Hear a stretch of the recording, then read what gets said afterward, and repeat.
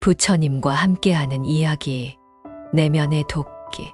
옛날 옛적에 한 마을에 공손하고 지혜로운 부처님이 계셨습니다.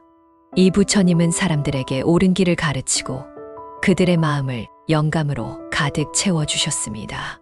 어느 날 지후라는 한 청년이 부처님께 찾아와서 이야기를 듣고자 했습니다. 그래, 청년이여. 무엇을 배우고자 하는 것인가? 부처님이 청년에게 물었습니다. 선생님, 제 마음을 편안하게 하고 삶의 의미를 깨닫기 위해 어떻게 하면 될까요? 청년이 부처님께 물었습니다. 부처님은 조용히 청년을 쳐다보며 말씀하시길. 어린 시절 한 나무꾼이 숲으로 들어갔습니다. 그가 나무를 하나 찾아 도끼로 베기 시작했습니다. 그러나 그는 도끼를 갈지 않고 계속해서 베고 있었습니다. 도끼를 갈아야 더 잘 벨 수 있을 텐데 그는 왜 갈지 않았을까요? 청년이 궁금증을 품었습니다. 부처님은 고개를 끄덕이며 이야기를 이어갔습니다. 나무꾼은 바쁜 일상에 쫓겨 시간을 아끼고자 했습니다. 그래서 도끼를 갈지 않고 계속 베는 것입니다. 그 결과 처음에는 나무를 쉽게 벨 수 있었던 것도 점점 어려워졌고 결국엔 도끼는 무뎌져 버렸습니다. 그런데 어떻게 그 이야기가 제 마음을 편안하게 하고 삶의 의미를 깨닫게 해줄 수 있을까요? 청년이 물었습니다. 부처님은 부드럽게 웃으며 말씀하셨습니다. 나무꾼은 도끼를 갈지 않음으로써 더 많은 시간과 노력을 낭비했습니다. 이는 우리의 삶에서도 마찬가지입니다. 우리는 자신의 내면을 깨우치기 위해 시간과 노력을 투자해야 합니다.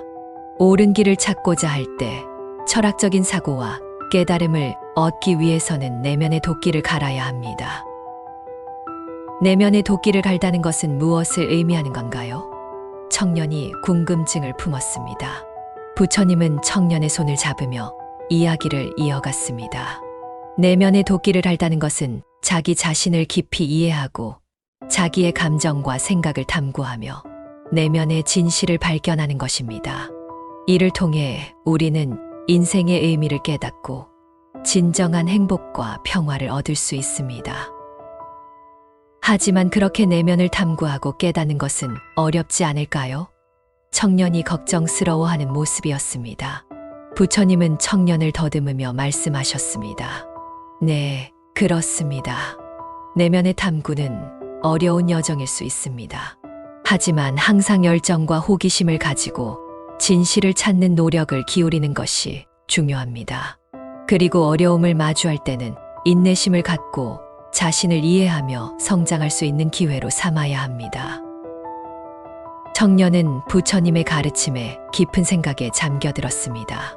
그는 내면의 도끼를 갈고 철학적인 사고를 깨우칠 준비가 되었습니다. 옳은 길을 찾아가며 성장하는 여정에서 자신의 마음을 찾아가기로 다짐했습니다. 우리는 모두 내면의 도끼를 갈고 진실과 깨달음을 찾는 여정에 함께 하고 있습니다. 이 세상은 바쁘고 복잡하지만 우리가 진정으로 행복하고 의미 있는 삶을 살기 위해서는 내면의 조명을 밝히고 마음의 평화를 찾아야 합니다. 그러므로 자신을 돌아보고 자기 자신을 이해하며 깊이 생각하고 탐구하는 것을 소홀히 하지 말아야 합니다. 우리의 삶은 한계와 어려움으로 가득 차 있지만 그 속에서도 성장과 깨달음을 얻을 수 있는 기회가 숨어 있습니다. 어려운 시기에는 인내심을 가지고 내면의 도전 과정을 극복하며 자아의 진리를 발견하는 힘을 길러야 합니다. 그리고 이 여정에서 우리는 서로를 지지하고 배려하는 공동체가 되어야 합니다. 서로를 존중하고 이해하며 함께 나아가면 우리는 더 큰 평화와 사랑의 가치를 이룰 수 있습니다. 그러므로 지금부터 우리는 내면의 도끼를 갈기 시작합시다. 끝없이 성장하고 깨달음을 얻기 위해 자기 탐구에 헌신하며 옳은 길을 찾아가는 여정에서 서로를 지지하고 격려합시다. 그리고 마음의 깨달음과 평화를 찾아 우리 자신과 세상을 더 아름답게 만들어 나갑시다. 이것이 우리에게 남은 가장 소중한 유산일 것입니다.